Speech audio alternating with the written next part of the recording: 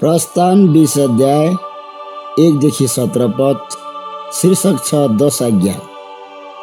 अनि यो सब कुरा परमेश्वरले भन्नुभयो, म परमप्रभु तिमीहरूका परमेश्वर हुँ, जसले तिमीहरूलाई मिश्र देश अर्थात् दासत्वको देशबाट निकालेर ल्याएँ।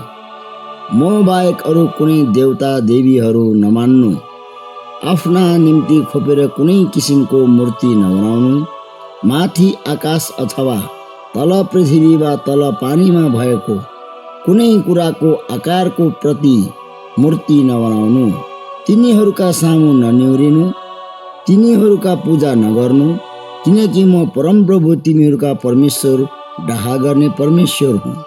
मेरो अवहेलना गर्ने पिता पुर्खाका अधर्मको दण्ड उनीहरूको सन्तानहरूलाई उनीहरूका तेस्रो र चौथो पुस्तासम्म दिनेछु। तर मलाई प्रेम गर्ने र मेरो आज्ञा पालन गर्नेहरूका हजारौँ पुस्तामाथि म कृपा गर्नेछु। परमप्रभु आफ्ना परमेश्वरको नाउँ व्यर्थैमा नलिनु, किनकि उहाँको नाउँ व्यर्थैमा लिनेलाई परमप्रभुले निरपराध ठहराउनु हुने छैन। सब्बात दिन पवित्र मान्नुपर्छ भनी याद राख्नु। 6 दिनसम्म परिश्रम गरेर आफ्ना सबै काम गर्नु, तर 7औं चाहिँ दिन परमप्रभु तिमीहरूका परमेश्वरको निम्ति सब्बात दिन हो।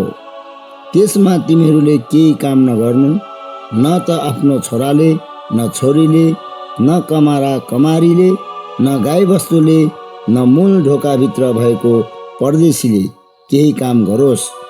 किनकि 6 दिनमा परमप्रभुले आकाश, पृथ्वी, समुद्र र तिनमा भएका सबै थोक बनाउनु भयो र 7औं दिनमा चाहिँ विश्राम गर्नुभयो। त्यसकारण परमप्रभुले सब्बात दिनलाई आशिष दिनुभयो र त्यसलाई पवित्र गर्नुभयो। आफ्ना बुबा र आमालाई आदर गर, कि जुन देश तिमीहरूलाई परमप्रभु आफ्ना परमेश्वरले दिनुहुन्छ त्यहाँ तिमीहरूको आयु लामो होस्।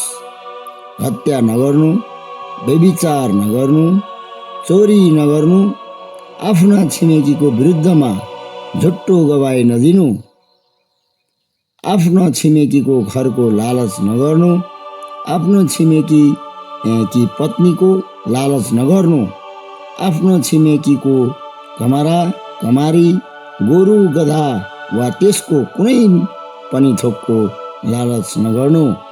आमेन।